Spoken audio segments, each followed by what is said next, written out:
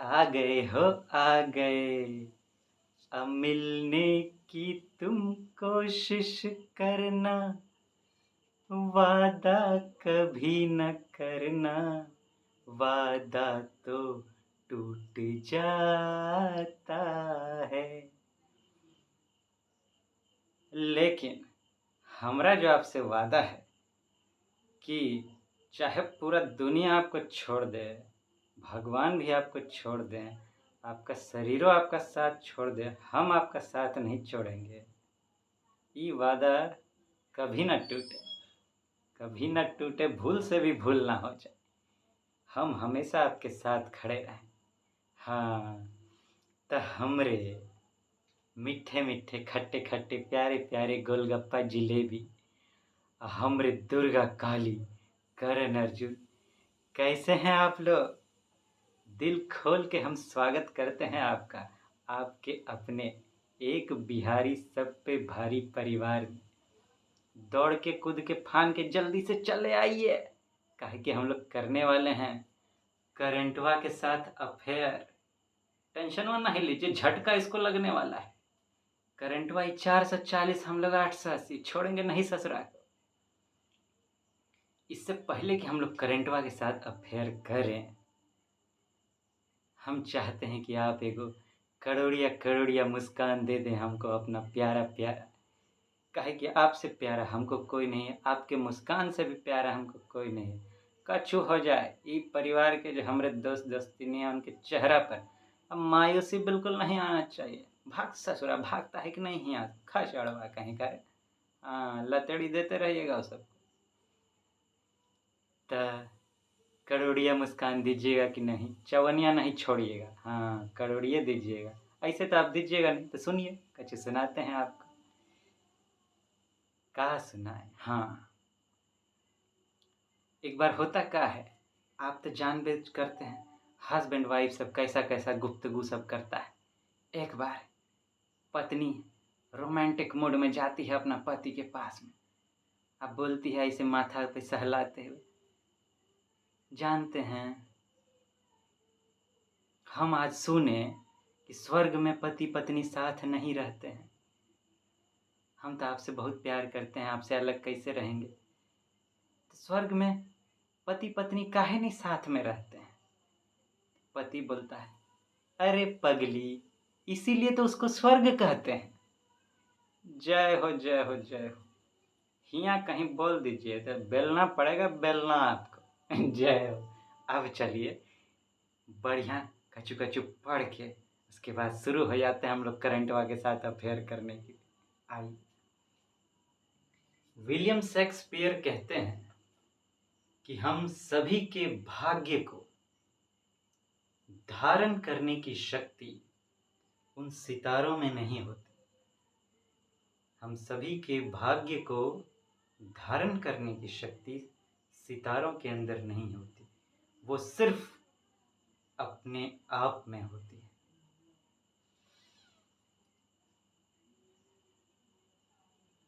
हम लोग क्या सोचने लगते हैं, अरे भगवान हमरा नसीब लिख डाला है, जो होना होगा होगा।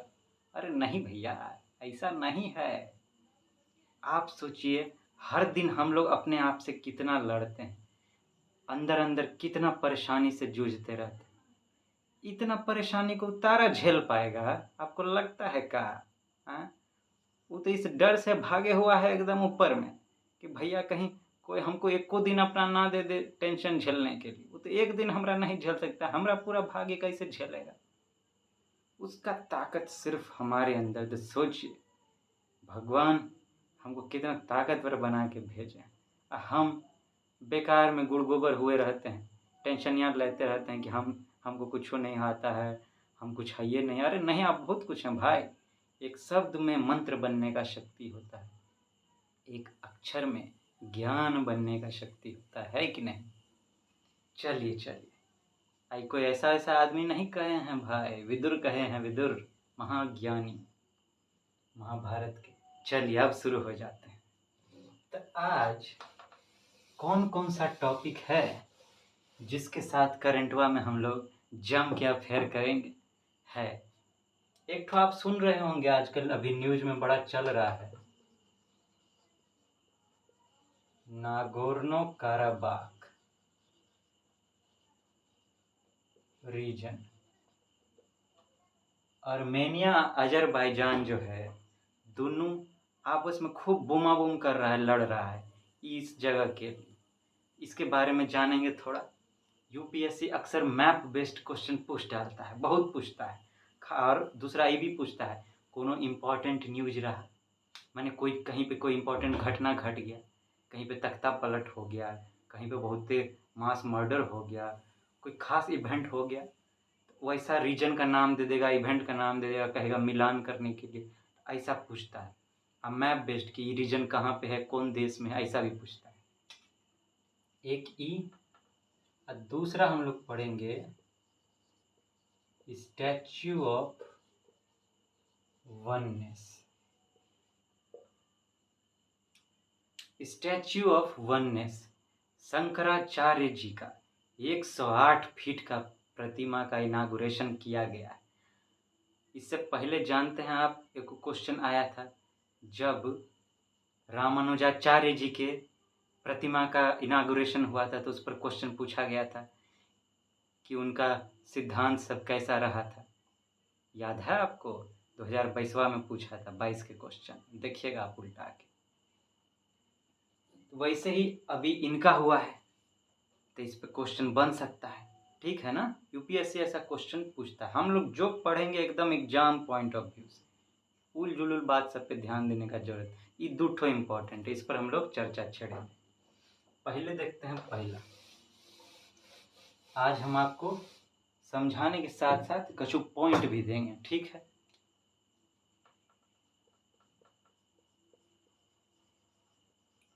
नागोर्नो काराबाख, ठीक है। ये कहाँ है? ये अजरबैजान में है। लोकेशन इसका कहाँ है? अजरबैजान में।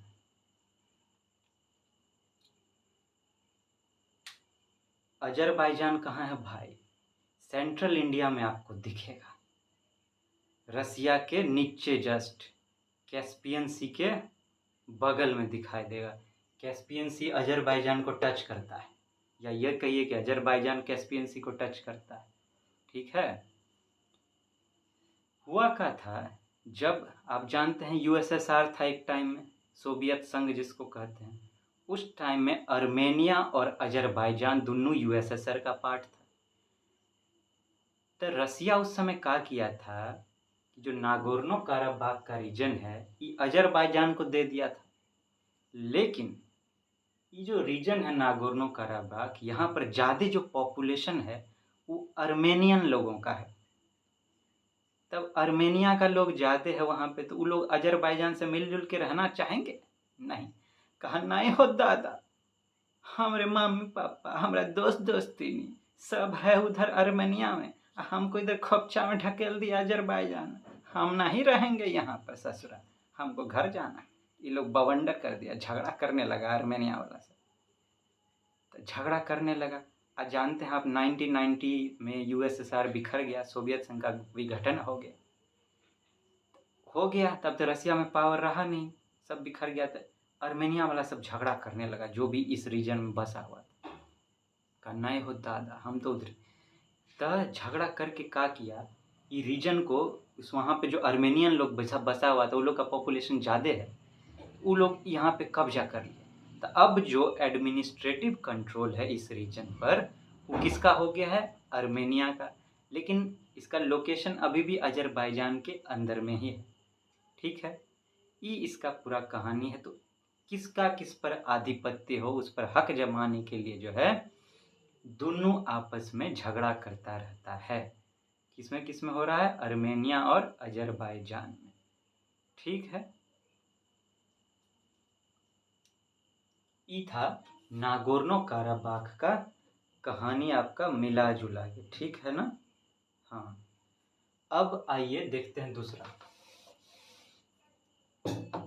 शंकराचार्य जी का।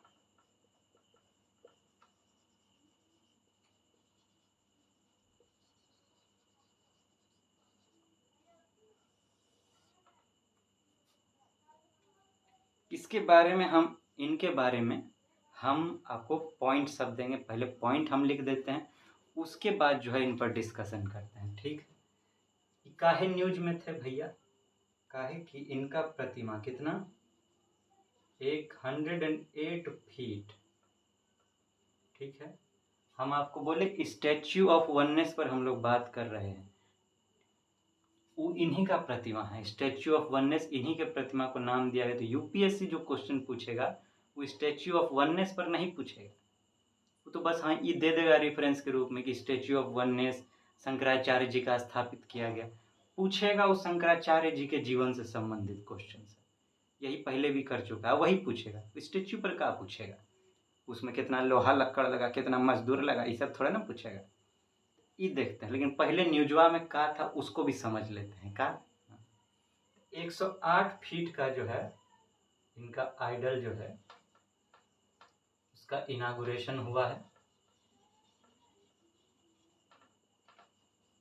ऐसे पॉइंट पॉइंट फॉर्म में रखने का आपको जरूरत है ताकि दिमागवा में रहे। कहाँ पे हुआ है? मंधाता द्वीप। मंधाता द्वीप, ये मंधाता द्वीप कहाँ है? ये है आपका Khandwa district. Khandwa district MP में है, मध्य प्रदेश।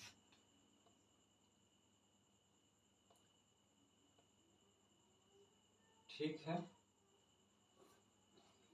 हम मंधाता द्वीप के बारे में आपको थोड़ा बता दें कि ये जो है इस सेकुलर प्लेस आप इसको कह सकते हैं। सेकुलर प्लेस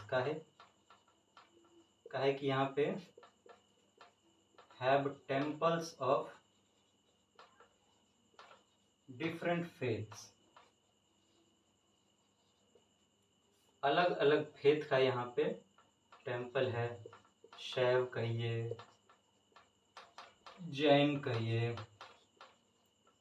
वैष्णव कहिए, अलग अलग धर्म का यहाँ पर जो है टेम्पल है मंधाता द्वीप का। तो शंकराचार्य भी जो थे वो सबको महत्व देते थे, तो हो सकता है इसीलिए वहाँ पे मंधाता द्वीप पर इनका मूर्ति का अनावरण कर दिया गया है। अब ये तो हो गया। अब शंकराचार्य जी के बारे में जानते हैं। ठीक है। ये तो हम आपको न्यूज का बात खाली बताए हैं, ये इतना आपके लिए इम्पोर्टेंट नहीं है। अब जो बात हम बताएंगे वो आपके लिए इम्पोर्टेंट होगा।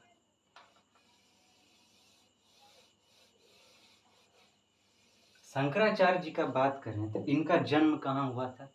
केरल में हुआ था इनका जन्म। केरल में जन्म हुआ था, लेकिन कहते हैं 5-6 साल की उम्र में ही संत बन गए। गॉड गिफ्ट मिला हुआ था भाई, दिमागवा उस तरह था। 5 साल की उम्र में साधु बने। अब 12 साल की उम्र में यही जो मंधाता द्वीप है यहाँ पर ही चले आए थे एमपी में। यहाँ पे अपना एगो गुरु ढूंढे, नाम था गोविंद आचार्य जी। तो उन्हीं के अंतर्गत अंदर रह के ही शिक्षा पाए मंधाता द्वीप पर। इस वजह से भी उस जगह पर इनका हमको लगता है मूर्ति का स्थापना किया गया है। चलिए, ये तो हम आपको बताए कि वो जन्म हुआ, शिक्षा का बात। अब इनका फिलॉसफी के बारे में थोड़ा जानते हैं। इनका फिलॉसफी का क्या नाम था? फिलॉसफी, कौन सा फिलॉसफी दिए थे? ये दिए थे अद्वैतवाद।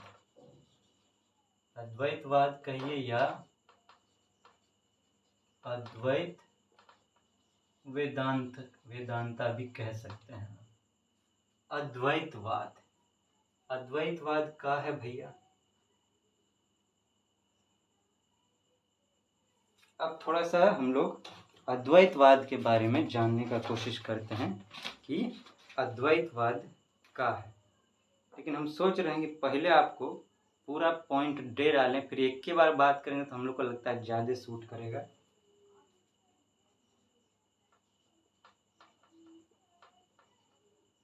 अद्वैत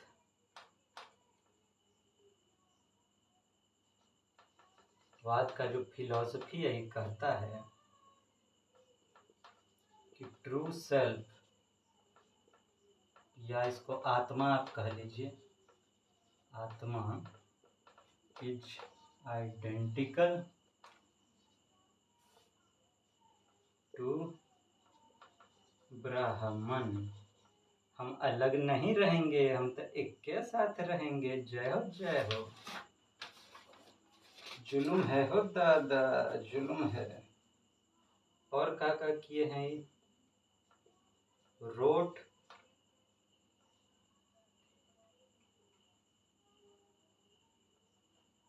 कमेंट्रीज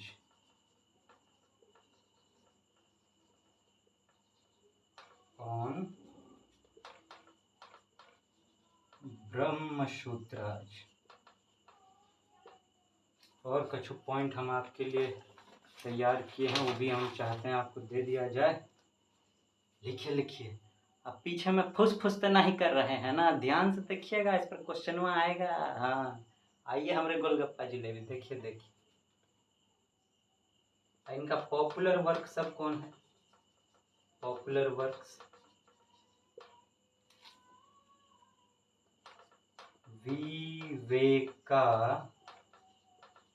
चूड़ामणि, चूड़ामणि, सौंदर्या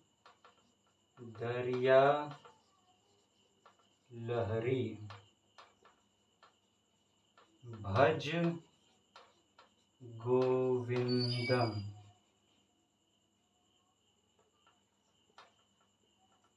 शिव नंदा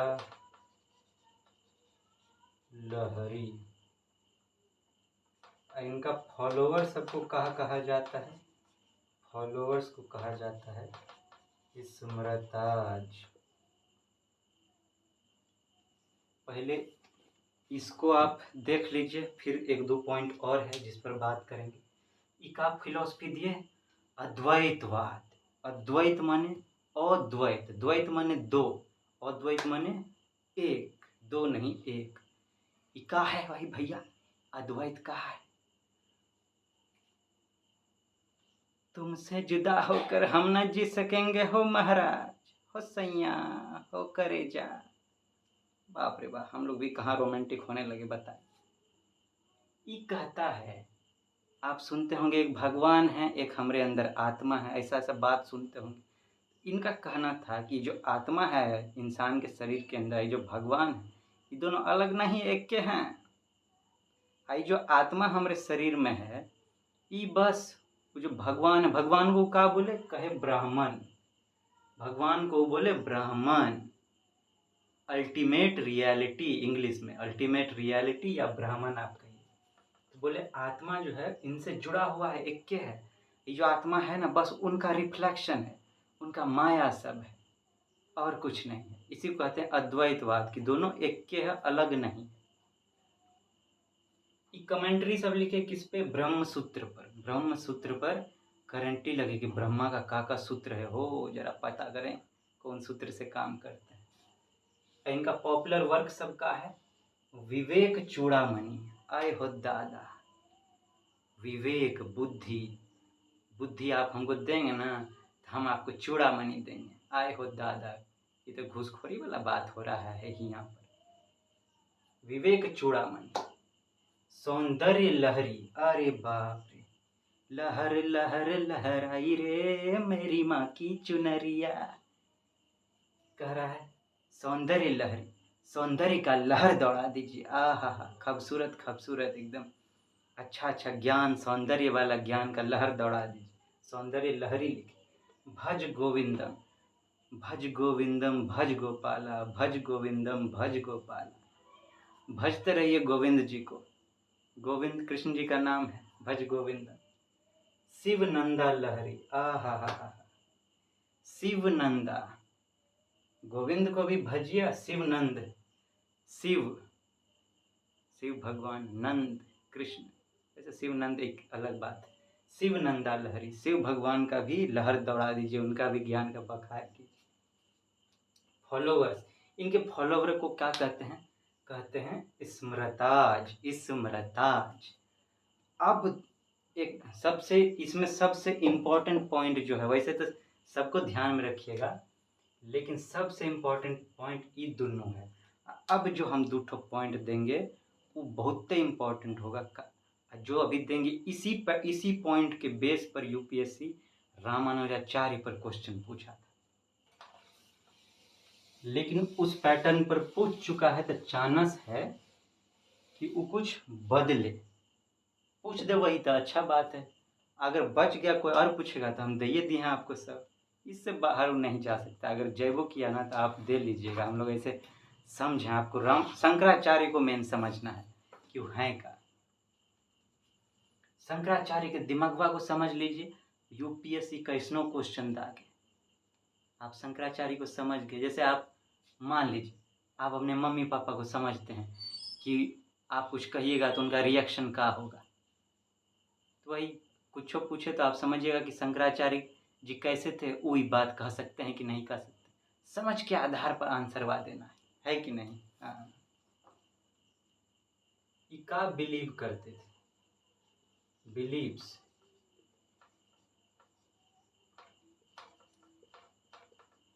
मोक्ष can be achieved in this living life।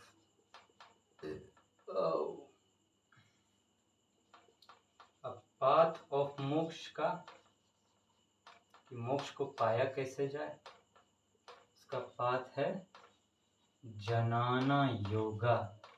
जनाना योगा माने awareness and understanding of self.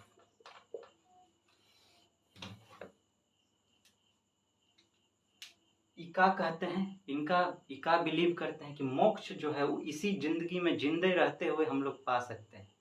और ऐसा तो इसमें अलग क्या है, दूसरा इंडियन फिलॉसफी जो इनके टाइम में था वो क्या कहता था, मरने के बाद मोक्ष प्राप्त होता है, लेकिन ये कहते नहीं, जिंदा रहते मोक्ष प्राप्त किया जा सकता है। हाँ, अब कहते हैं मोक्ष कैसे प्राप्त होगा, तो जनाना योग के द्वारा। जनाना मने क्या होता है, जनाना मने होता है नॉलेज और अवेयरनेस, ज्ञान का बात करते हैं। जनाना योग का पूरा meaning awareness and understanding of self, कि आप अपने आप को समझ लीजिए, अपने आप को समझ लीजिए, आप मोक्ष को पा लेंगे। कहने का क्या मतलब, समझिए कि आपका जो आत्मा है, आप जो हैं वो भगवान से अलग नहीं हो, उस ब्राह्मण से अलग नहीं है, यही आपको समझना है। तो ज्ञान पर जोर दे रहे हैं, ज्ञान योग पर जोर दे रहे हैं। भक्ति योग कि भगवान का साधना कीजिए, जपते रहिए माला, तो भगवान प्रकट होकर वरदान देंगे, मोक्ष देंगे आप, उस सब का बात नहीं। तो ये मॉडर्न लुक का बात कर रहे हैं। उस जमाने में बताइए, सब समझिए कि एकदम सबसे पुराना योग गुरु यही रहे, माने भक्ति गुरु यही रहे। इस पर यूपीएससी पूछ सकता है कि पाथ ऑफ मोक्ष का सिद्धांत योग का दिए हैं शंकराचार्य, कैसे पाथ ऑफ मोक्ष कैसे मिलेगा।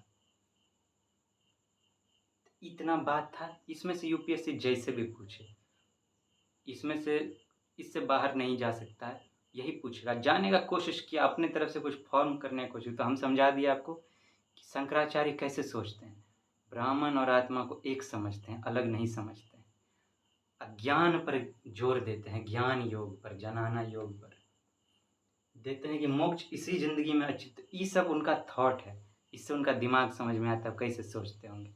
इसी बेस पर यूपीएससी कोनो भी स्टेटमेंट दे, आप अपने अंडरस्टैंडिंग के बेस पर उसको सही कर सकते हैं, है कि नहीं। तो हमरे दुर्गा काली, हमरे टाइगर टाइग्रेस, हमरे करण अर्जुन, हमरे मीठे मीठे गोलगप्पे जिलेबी। आप कहिएगा सर जी गोलगप्पा तो खट्टा होता है, हाँ तो खट्टे खट्टे मीठे मीठे गोलगप्पा जिलेबी। अब हम चलते हैं, आप रखिएगा अपना ध्यान, अपना कमजोरी को आसपास फटकने नहीं दीजिएगा, मम्मी पापा का हाल चाल पूछते रहिएगा, ठीक है ना। लेकिन जाने से पहले करोड़िया मुस्कान दे दीजिए अपना एक ठो, तनिके ये हुआ ना बात, जल्द ही मिलेंगे आप सभी। टाटा गुड बाय करते हैं। जय हो, जय हो, जय हो।